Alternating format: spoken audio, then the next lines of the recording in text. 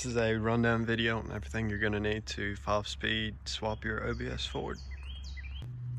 And if y'all don't know already, this truck was a 2-wheel drive automatic and then a 4-wheel drive automatic, and now it's a 4-wheel drive 5-speed.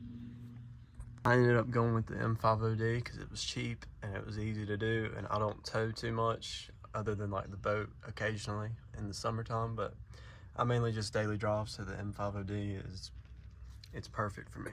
Gonna start off by like the main things you're gonna actually need. Obviously you're gonna need transmission, the drive shafts, all the clutch assembly like the slave cylinder, master cylinder, and then the pedal setup. You're gonna need that. The brake and clutch, they're on the same exact bracket. You're gonna also need a starter for the manual transmission, and then the pilot bearing that goes into the back of the crankshaft on the engine, the pilot bearing. And then you're gonna need a computer for a manual. It don't matter if it comes out of a 2-wheel drive truck, just as long as it's a M50D or ZF5, just whatever, just as long as it's meant for a manual. The computer, you gotta have it for the year model of your truck. So if like you have a 92, you're gonna need a 92, 93, or 94, I think, computer. Anything above that, it won't work because the engines, they have sensors. I think like there's a crankshaft sensor and a mass airflow sensor on like the 95, 96, and 97. Obviously, all your clutch stuff like the plate and the house, like the whole thing, and the flywheel. You're gonna need a flywheel too.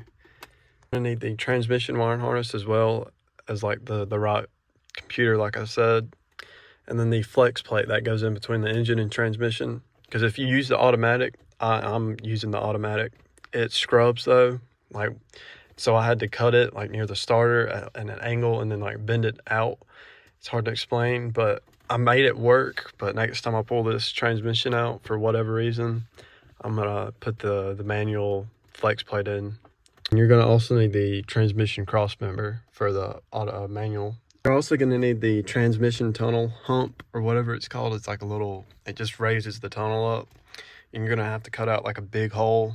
And I don't know how to explain it, but I'm sure there's a video out there somewhere. And if your shifter is loose, like mine, it's a little bit loose. I mean, it's been like that for a while now, but here's the part number for the shifter rebuild for the M50D, at least the one I'm using. I don't know if they're different, but that's the part number to like rebuild the, I've already did it when I first put it in, but it's already, I messed it up. So I'm gonna have to replace it again eventually, but it's okay for now. While you have the transmission out, don't cheap out. If it already has a used like slave cylinder in it, or in the master cylinder, just go ahead and buy a brand new master cylinder and slave cylinder. I'll throw the part number up where I got it from off AutoZone. It's brand new. It's the master cylinder and the slave cylinder and the line going to it. It's like $100 and something. It wasn't much, but it's 100% worth it. The reason I say that is because I thought that with the new transmission that I got out of the truck, it looked somewhat newer. Like it looked almost brand new, the slave cylinder and the master cylinder. So I thought I would be okay, but it ended up, it was always kind of like sloppy, like for like the first month that I had it in. And then I was driving to work one day and it just went completely out. And so I had to pull over on the side of the road, and I had to bleed the system, and it opened it up just enough so I could make it home and like shift. But by the time I got home, it was done. It's not hard to do that though, to put the slave cylinder in, especially if it's already out, but it's just like 3 bolts holding it in. You just take that out. And you might want to replace the seal, the shaft seal. I don't know what the actual name for it. It's a seal that's behind the slave cylinder. You might want to, I didn't replace it and mine's not leaking. But if, I'd recommend just go ahead and replacing that too. And on the flywheel, you're gonna have to make sure it's the right flywheel for your year model truck. I think there might be different weights on different years of engines, but I got the engine and transmission from the same exact truck, just like 2-year difference. Like I put the engine in 2 years ago, and it was an automatic all the way up until this past August. and then that's when I did my swap. But yeah, I got a 95 engine and transmission in my 92 F-150. And the engine, it has a spot for the crank sensor. But I just use the 92 wire and harness and everything. So that's why it'll run. I got all the 92 wiring on this truck instead of having the 96 with like the mass airflow and everything else. But anyways, it's a pretty easy swap, pretty simple. I had my automatic out in like 45 minutes, something like that. And then the only hard part about putting my manual in was like putting it, like getting the clutch to compress while shoving it like up to the engine. That was a little bit hard. I don't know the actual proper way to do that, but I managed to make it work both times I had to do it.